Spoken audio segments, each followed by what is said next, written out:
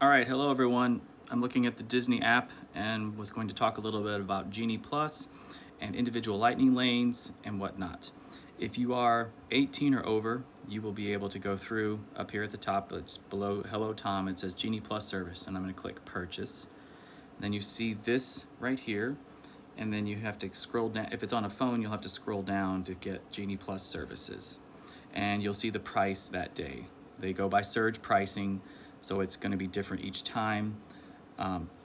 You can see that Magic Kingdom is always going to cost the same as multiple parks. So if you're going to want to do individual lightning lanes in multiple parks, then you want to get the Park Hopper Pass each time. If you only want to do one park, you can purchase that one park. But as you can see, if you're buying Hollywood Studios today or Epcot, you're not that far off from the full price of multiple parks, so it's probably to your advantage. So right now I would select continue, and when I select continue, I would see people in my list that could do this, but nobody in my list nor myself has a valid park ticket today, so I can't purchase. So I'm not going to go forward and purchase that. Now down here on the bottom, I'm at the home icon on the bottom left. All the way on the right are the three lines. Some people call it the hamburger, some people call it the pancake, you can call it the three lines, whatever. You get this screen right here. In here you can see your tickets. You can have, there's a shortcut to ordering food and reserve dining. You can also order food, check dining availability and things like this through the plus sign at the middle at the bottom. What I'm going to click on in the top right is ride, shows, and lightning lane entry. And that shows my tip board. Now if I have Genie Plus, then I could click on, say, the Barnstormer right here at 12:30, and I could try to reserve a lightning lane. But again, I don't have it, we're not eligible, so it's not letting me do that. If I was going to scroll down, I can look and find rides that have individual lightning lane entries. And for Magic Kingdom, that's going to be Tron, which right now I'm not in the virtual queue.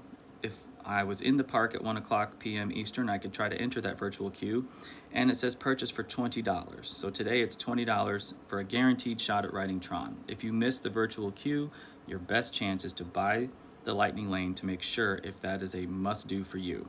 The Seven Dwarfs Mine Train is another individual lightning lane, so if you purchase Genie Plus for Magic Kingdom, you do not get Seven Dwarfs Mine Train, you do not get Tron, but you can ride any other ride in the park for a lightning lane, provided you are able to book it and meet their 2-hour requirements and all of that. I'm not going to go into all of those details because there are plenty of influencers on the internet that have a lot of great explanations. What I will say is, going backwards here, and hit the back arrow, I go down and look at my friends and family list, and that is inside my profile here, and then friends and family list up at the top. And there'll be a bunch of names here, people we're playing together, not playing together. What we want to do is link people to that, and you say show my linking code, and that would show a QR code that somebody else can scan to add you to their list.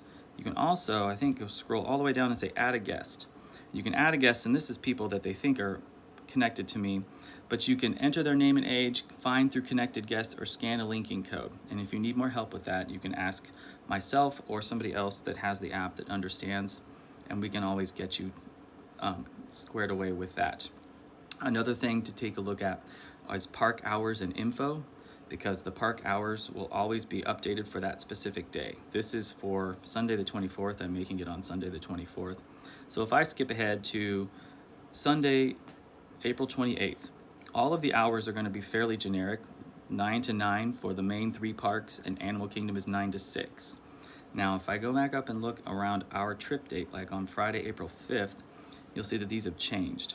That's because Disney always releases basic park hours up to 60 days in advance, and as it gets closer, they edit those hours based on the amount of people they're going to see. So they're expecting crowds if they're going to be open from 8 a.m. to 11 p.m. in Magic Kingdom, and 8 a.m. to 8 p.m. in Animal Kingdom.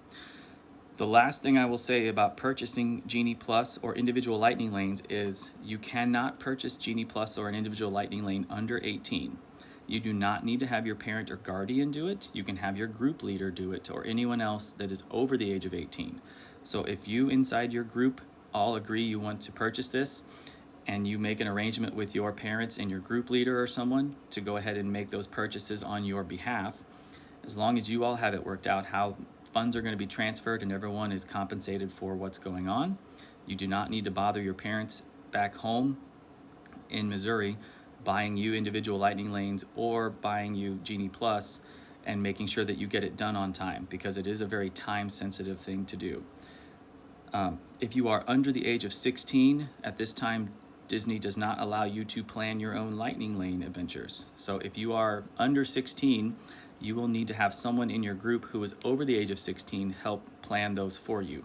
I am not aware if a 16-year-old can make plans for a 14-year-old or if that needs to be someone over 18.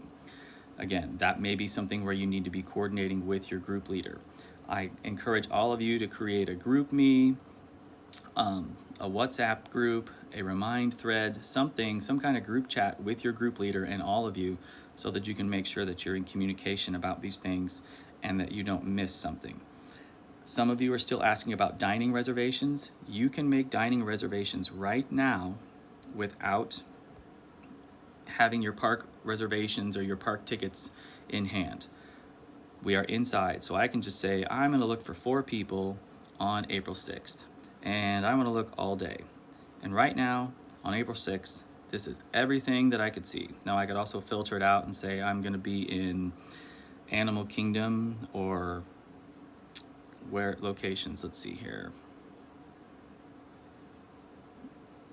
We'll be in a Magic Kingdom area. And the Magic Kingdom area includes Be Our Guest, Cinderella's Royal Table, some stuff at the Grand Floridian. There's the Jungle Cruise, Skipper Canteen Restaurant, Kona Cafes at the Polynesian. So there's definitely places to go eat, whether they're inside or outside Magic Kingdom Park. They're just nearby.